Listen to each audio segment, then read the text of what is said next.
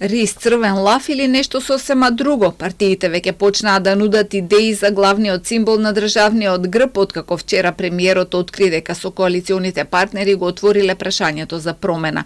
ЛДП предлагаат рисот кој се наоѓа на металната 5 денарка да го краси и државниот грб.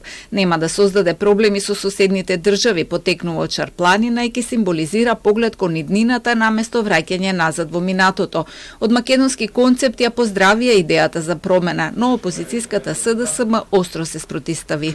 Ние сметаме дека државниот грб сосем соодветно прво хералдиски ги отсликува сите карактеристики иманентни на ова подневје. Јасен е континуитетот и од придобивките на народно-ослободителната и антифашистичка војна. Нема никаква поделба во однос на етнички групи и доколку има таква иницијатива со сите демократски средства, најостро ќе се спротиставиме на промена на државниот грб. Филипче ја повика владата да одговори и дали во рамки на коалицијата на ВМРО ДПМН и Вреди се разговарало и за промена на државната химна. Одговорот дојде од Касами кој вели дека се отворени за цел пакет на промени.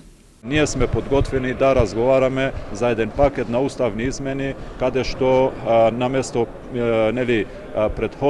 претходното наследство од претходниот систем ќе рефлектира сегашното ориентирање на државата кон Европската унија, односно кон европската фамилија. Така да ние сме подготвени да разговараме, сигурно дека тоа ќе биде и јавен, транспарентен процес согласно уставот, согласно законите, во кои со предлози за сите можни измени ќе бидат вклучени сите граѓани.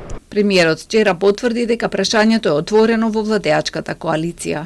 Ние ова прашање го отворивме и ценам дека ние сме една од двете држави пост, би рекол, социјалистички, кои што се уште државниот грб го имаат оној стариот со некои мали модификации.